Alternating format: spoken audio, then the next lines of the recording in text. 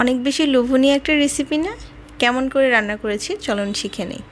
আসসালামু আলাইকুম, আমি সোনিয়া আফরিন। সবাই কেমন আছেন? চলে এসেছি নতুন একটু রেসিপি নিয়ে। আজকে আমি রান্না করব লোভনীয় স্বাদে মুরগির মাংস। এর জন্য প্রথমে আমি কড়াইতে তেল দিয়ে দিয়েছি, তার মধ্যে একটু বড় বড় টুকরা করে আলু কেটে দিয়েছি। আলুগুলো ভেজে নেব। সচরাচর আমি যেভাবে ভাজি, অল্প একটু হলুদের গুঁড়ো এবং স্বাদ মতো লবণ দিয়ে আমি এটাকে একটু ডিপ ফ্রাই করে ভেজে নিচ্ছি। আলু ভাজা হয়ে গেলে সেই তেলের মধ্যে আমি দিয়ে দিলাম অল্প একটু পেঁয়াজ কুচি, সাথে অ্যাড করে দিচ্ছি 3 টেবিল চামচের মতো পেঁয়াজ বাটা, দিয়ে দিলাম আধা টেবিল চামচের মতো জিরা বাটা, 1 টেবিল চামচের একটু বেশি কাঁচামরিচ বাটা এবং 1 টেবিল চামচের একটু বেশি দিয়ে দিলাম আদা ও রসুন বাটা। একটু নেড়ে চেড়ে এটার মধ্যে অ্যাড করে দিব এখন আমি গুঁড়া মশলা। গুঁড়া মশলার মধ্যে প্রথমে আমি দিয়ে দিচ্ছি 1 চা চামচের মতো হলুদের গুঁড়া, 1 চা চামচের বেশি আমি দিয়ে দিলাম ধনিয়ার গুঁড়া, দিয়ে দিলাম 1 চা চামচের বেশি আমি এইখানে লাল মরিচের গুঁড়া, দিয়ে দিলাম স্বাদ মতো লবণ।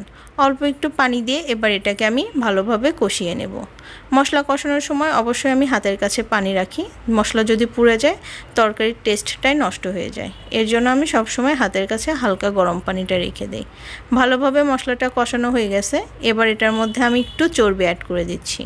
এটা মুরগির চর্বি আমি অ্যাড করে দিচ্ছি।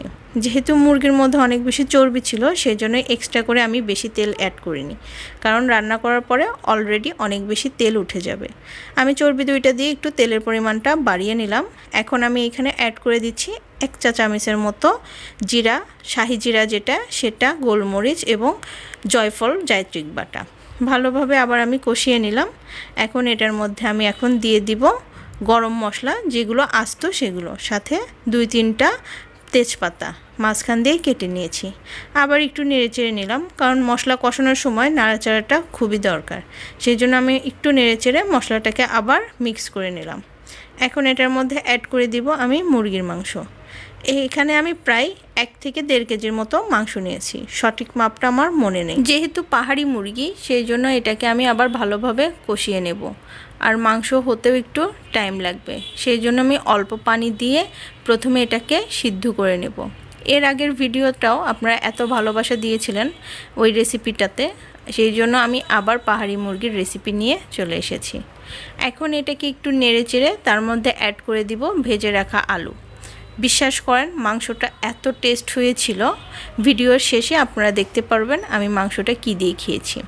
আমি আবার নেড়েচেড়ে আলু এবং মাংস মিক্স করে নিচ্ছি।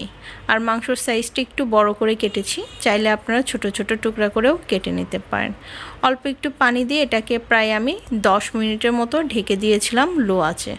যখন তেলটা পুরো ছেড়ে গেছে তখন এটার মধ্যে আমি আবার পানি অ্যাড করে দিব, হালকা গরম পানি। এইখানে আমি একটু বেশি পরিমাণে পানি দিয়ে চুলাটা একেবারে লো রেখে সিদ্ধ হতে দিব। যেহেতু পাহাড়ি মুরগি শক্ত থাকবে সেই জন্য সিদ্ধ হতে একটু টাইম লাগবে, তাই সময় হাতে নিয়েই আপনাদের রান্নাটা করতে হবে। আমি প্রায় 25 মিনিটের মতো লো আঁচে এটাকে ঢেকে দিয়েছিলাম। মাঝে মাঝে আমি একটু ঢাকনা খুলে এটাকে নেড়েচেড়ে দিয়েছি যেন ঝোলগুলো পড়ে না যায়, সেই জন্য মাঝে মাঝে ঢাকনাটা তুলে দিয়েছি। দেখেন ঢাকনাটা কেমন নড়াচড়া করছে। আর যদি ঝোল পড়ে যায় তাহলে উপর দিয়ে তেল যেগুলো ছিল সবগুলোই পড়ে যাবে, মশলাগুলোও চলে যাবে, মাংসর মধ্যে আর স্বাদটা খুঁজে পাওয়া যাবে না। যাই হোক, আমি উপর দিয়ে ধনিয়া পাতা এবং 2-3টা কাঁচামরিচ অ্যাড করে দিলাম।